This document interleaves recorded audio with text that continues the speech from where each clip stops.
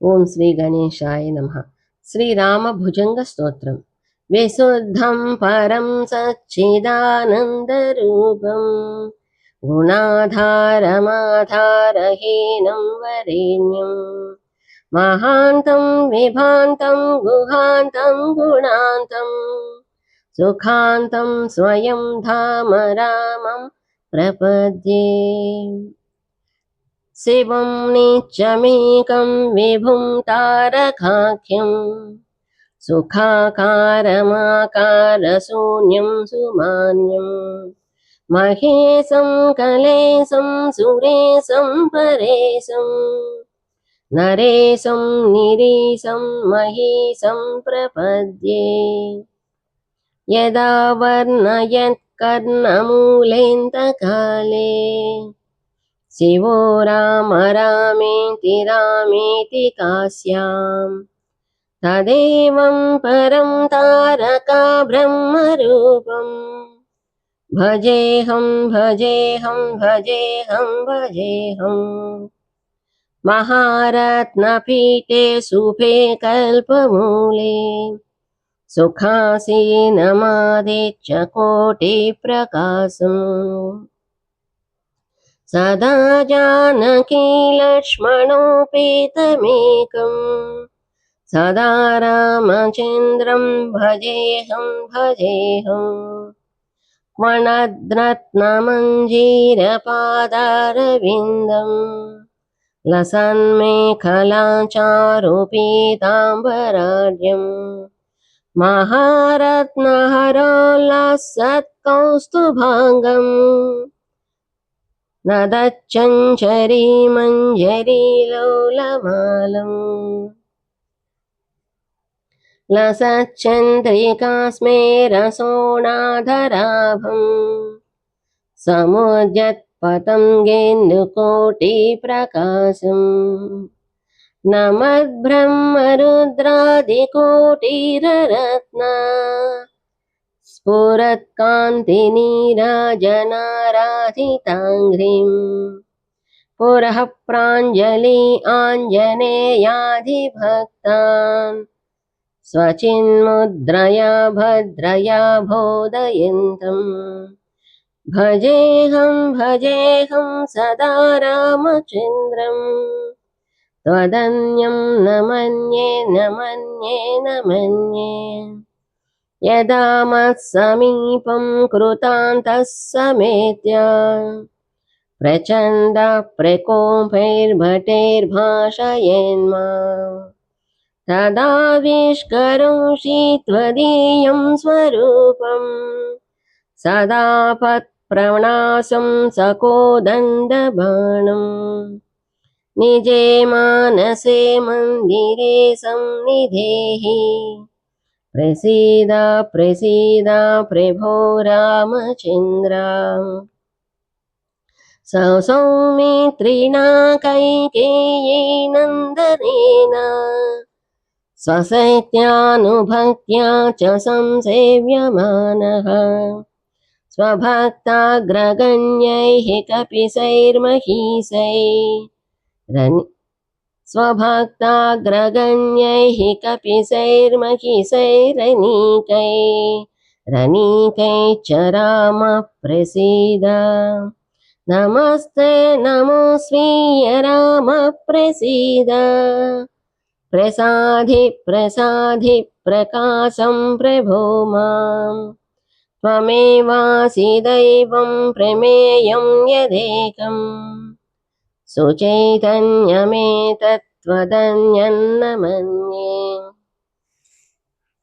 యతో భూతమేయం వియద్వాయుతేజో జలోర్వ్యాధికార్యం చరం చాచరం చ నమః సచ్చిదానందరూపాయ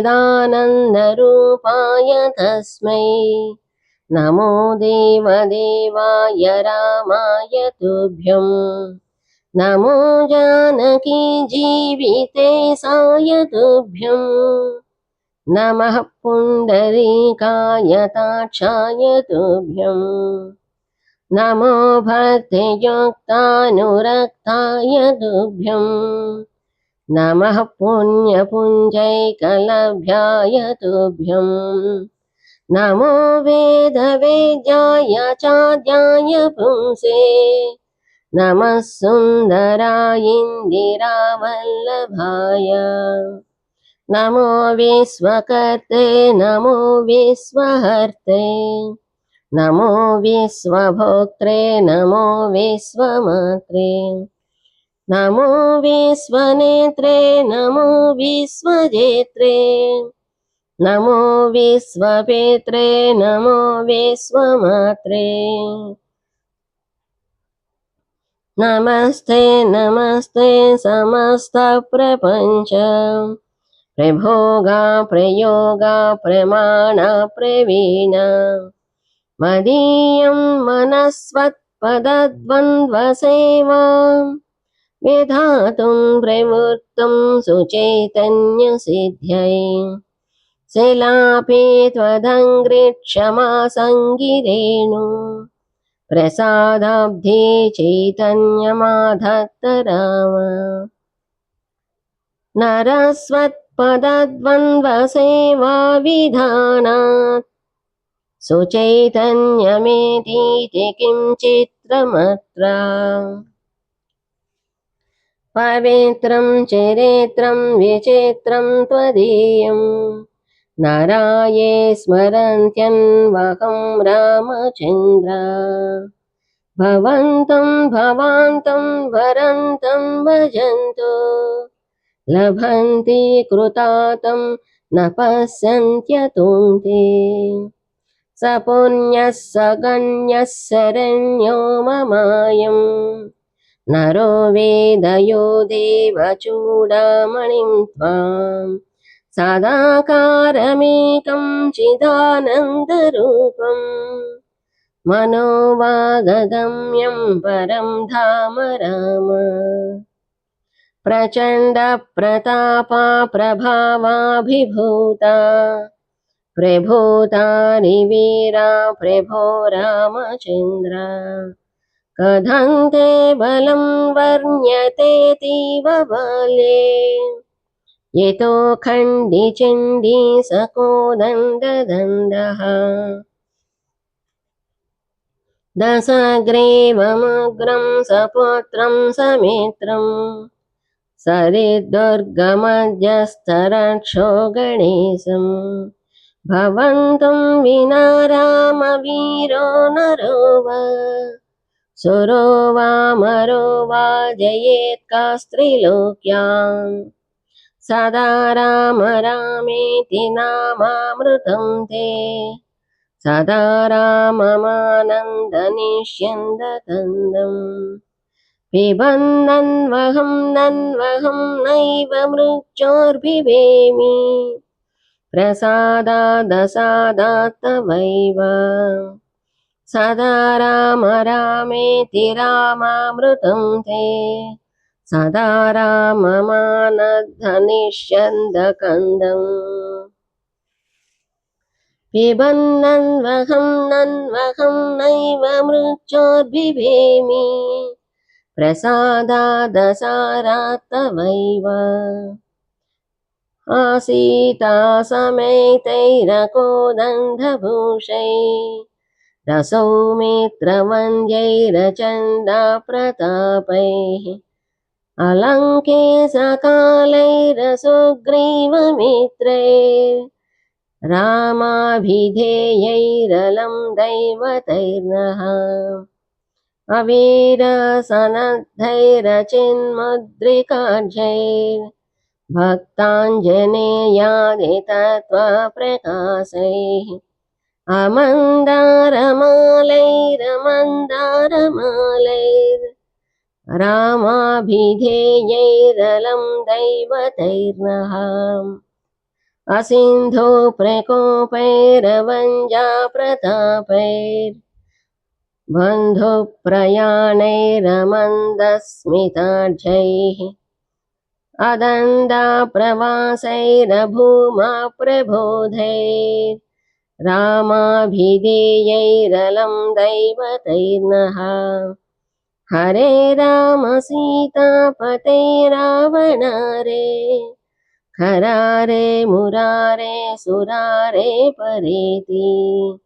तपन्तं नयन्तं सदा कालमेनं समालोकया शेषबन्धो नमस्ते सुमित्रा सुपुत्राभिवन्द्या नमस्ते सदा कैकेयी नन्दवेद्या नमस्ते सदा वानराधीशवन्द्या